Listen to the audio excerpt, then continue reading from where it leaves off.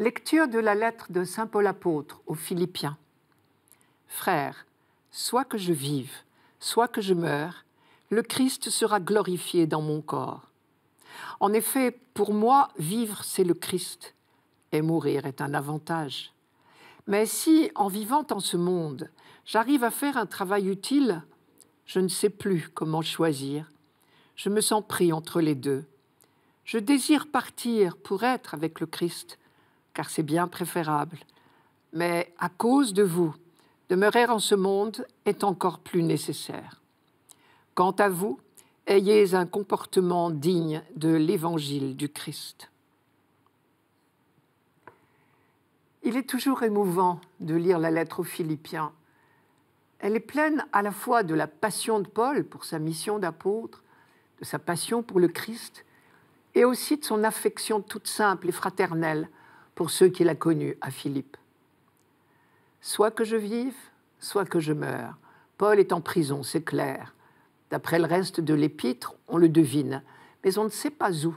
Il a connu plusieurs emprisonnements, à Philippe même, à Jérusalem, une longue durée à Éphèse probablement, sans compter 2 années à Césarée maritime et au moins autant à Rome. En tout cas, lorsqu'il écrit cette lettre aux Philippiens, son procès est visiblement commencé et il sait très bien qu'il risque la mort. Soit que je vive, soit que je meure, la grandeur du Christ sera manifestée dans mon corps. Le mot « corps » ici veut dire la personne tout entière. S'il est libéré, il pourra continuer sa mission d'évangélisation. Et même son temps de captivité et son procès lui auront permis de témoigner du Christ au tribunal. S'il est condamné à mort, son martyre, affronté dans la joie, constituera un témoignage suprême de la foi des chrétiens en la résurrection. On est toujours extrêmement étonné de l'assurance dont faisaient preuve les premiers chrétiens face aux martyrs. Alors que les persécuteurs espéraient étouffer la religion chrétienne naissance, cette assurance a été l'occasion de nombreuses conversions. Ce qui veut dire que quoi qu'il arrive, tout contribuera au progrès de l'Évangile, et c'est la seule chose qui compte pour Paul. Cela ne nous étonne pas de la part d'un apôtre. Quant à nous, même si nous ne connaissons pas des circonstances aussi extraordinaires, nous pouvons retenir que notre vie concrète peut contribuer à exalter le Christ, c'est-à-dire à manifester sa grandeur dans toutes les situations.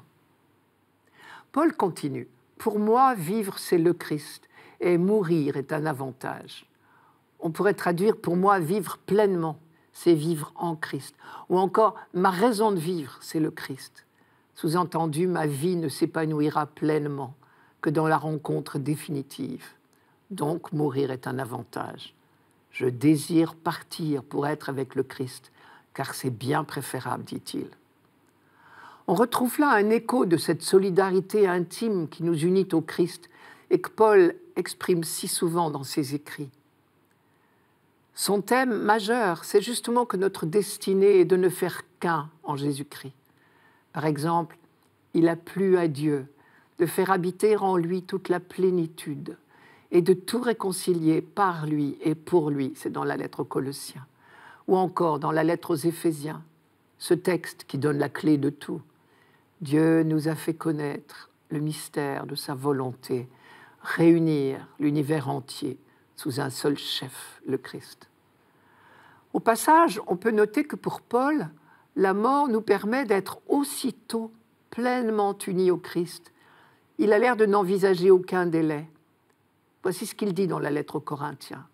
« Nous sommes pleins de confiance, tout en sachant que demeurer dans ce corps, c'est vivre en exil loin du Seigneur, car nous cheminons dans la foi, non dans la claire vision. Oui, nous sommes pleins de confiance et nous préférons quitter la demeure de ce corps pour aller demeurer auprès du Seigneur. » Pour autant, Paul ne veut pas abandonner le bateau, comme on dit, et littéralement, il avoue être écartelé. Mourir est un avantage. Mais si en vivant en ce monde, j'arrive à faire un travail utile, je ne sais plus comment choisir. Je me sens pris entre les deux. Je désire partir pour être avec le Christ, car c'est bien préférable. Mais à cause de vous, demeurer en ce monde est encore plus nécessaire. Cela ne veut certainement pas dire qu'il se considère comme indispensable, parce qu'il sait bien que c'est le Christ qui agit dans le cœur des fidèles, mais il souhaite ardemment être là où il doit être. À vrai dire, ce dilemme n'est pas à proprement parler un cas de conscience, car ce n'est pas lui qui décidera de son sort, il le sait bien.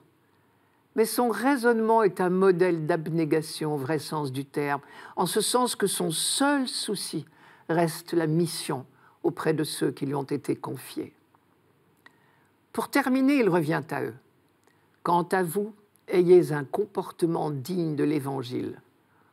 Voilà tout un programme. Mais je crois qu'il y a là beaucoup plus qu'une leçon de morale. Paul veut nous dire par là que la seule manière d'être digne de l'Évangile, c'est de le prendre au sérieux et de l'annoncer. Car cette recommandation, ayez un comportement digne de l'Évangile, vient à la suite de ce que j'ai appelé son dilemme. Si en vivant en ce monde, j'arrive à faire un travail utile, je ne sais plus comment choisir. Je me sens pris entre les deux. Je désire partir pour être avec le Christ, mais à cause de vous, demeurer en ce monde est encore plus nécessaire. Et aussitôt il ajoute, quant à vous, ayez un comportement digne de l'évangile du Christ. Si je comprends bien, à ses yeux, mener une vie digne de l'évangile, c'est tout simplement consacrer nos vies à l'évangélisation. Voilà qui interroge un certain nombre de nos occupations et de nos préoccupations.